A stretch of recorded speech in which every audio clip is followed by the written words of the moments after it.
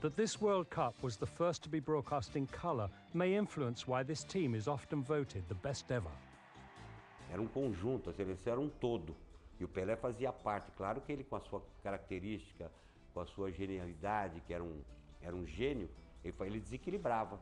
Mas não que o Pelé fazia questão que a gente pegava a bola e jogava para ele, ou ele ia decidir as partidas para o Brasil. Então foi uma seleção que não ficou dependendo do Pelé, ou do Jairzinho, ou do Gerto.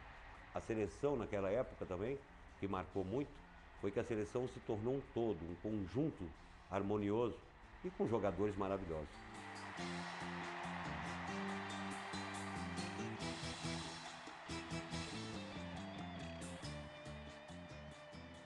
There certainly was a joie de vivre about Brazil, though in this semi-final against Uruguay they played a poor first half, despite moments of sheer audacity. O Zagallo, quando ele entrou no vestiário, já entrou gritando com todo mundo, xingando todo mundo. Poxa, vocês nós vamos perder esse jogo. Se jogar assim no segundo tempo, nós vamos perder esse jogo, o nosso time é melhor. Wake up, levanta, acorda, vamos jogar. E sentou e falou, poxa, o que está acontecendo? Vocês estão preocupados? Ele entrou furioso no primeiro tempo. It worked. Brazil were in their fourth final against Italy, a team that were the antithesis of everything the Brazilians stood for. It took the South Americans just 18 minutes to break down the Italians' sturdy defence, and it was Pelé who did it.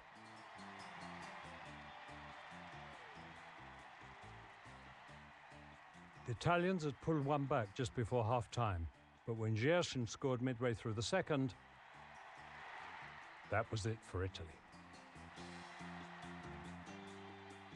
Na parte tática, eu já sabia que a Itália ela marcava homem a homem e que acompanhava os jogadores. E eu havia falado com os jogadores que poderia ter jogadas que você fazendo a movimentação acabava criando espaço para as jogadas. Principalmente o Faquete, que o Faquete acompanhava o Jairzinho em qualquer setor do campo que ele fosse. E abriria um vazio muito grande nessa movimentação com a entrada do Carlos Alberto Torres. A memorable goal, but was this the greatest Brazilian team of all time, let alone the best ever in the history of football? The jury is divided between 1970 and 1958. Para mim, o melhor time que eu vi jogar no Brasil foi o de 70. O Brasil 70 foi simplesmente fantástico, né? O time de 58 tinha alguns jogadores razoáveis, não eram tão grandes jogadores assim, embora tivesse outros que fizessem a diferença, né? Foi o caso do surgimento do Pelé, do Garrincha, mas eu acho o time de 70 bem melhor. Não vi outro time melhor que o de 70.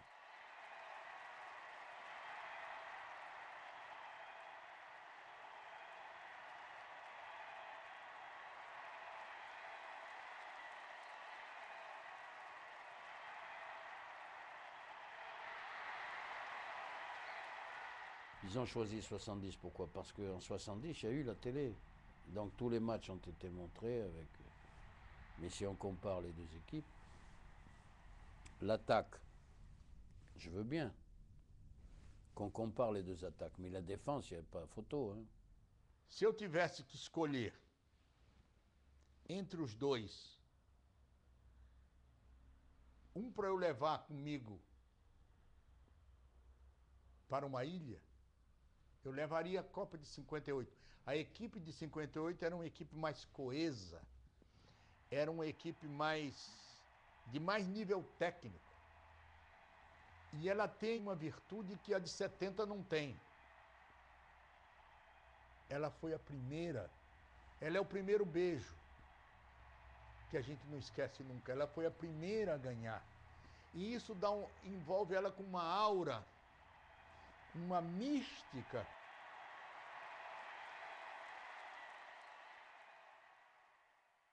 Quando Deus criou o mundo, ele fez primeiro a Europa, fez a Itália, fez a Inglaterra, fez a Alemanha, fez a Espanha, e aí fez a América do Sul.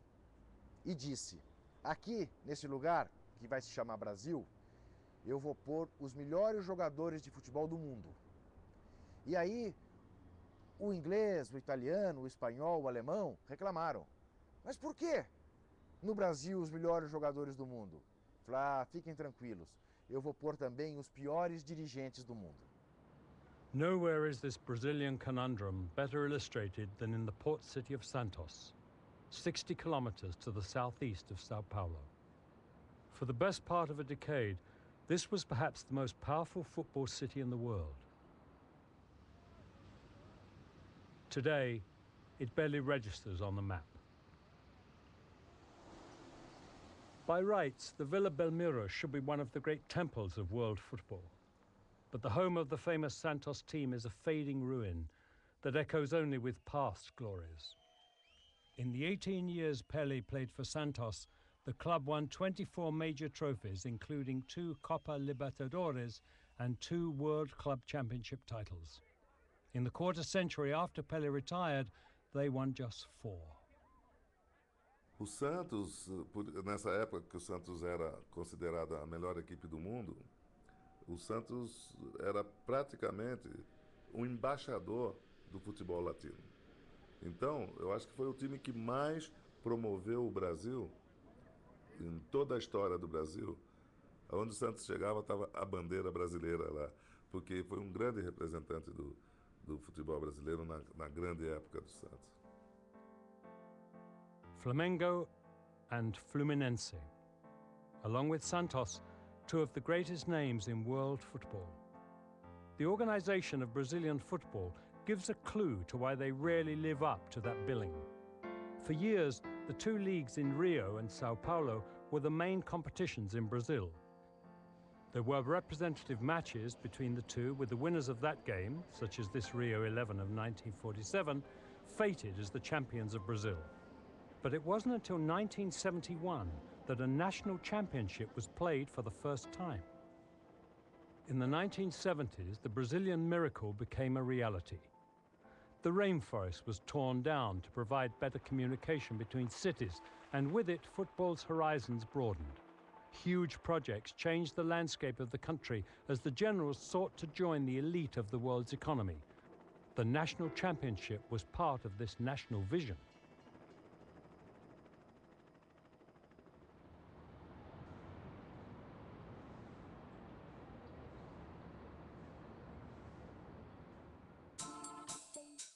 It came at a price.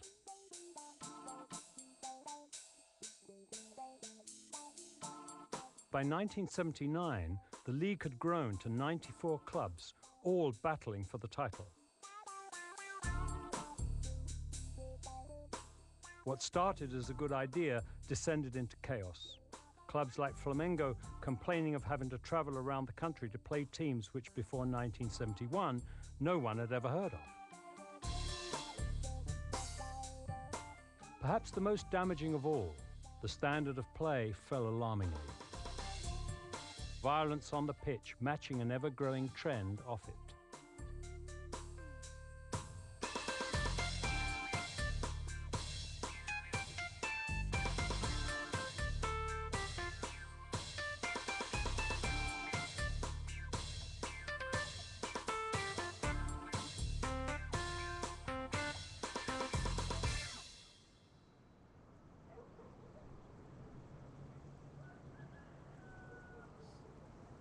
The Brazilian league should be amongst the 6 most powerful leagues in the world, alongside Germany, Italy, England, Spain, and Argentina.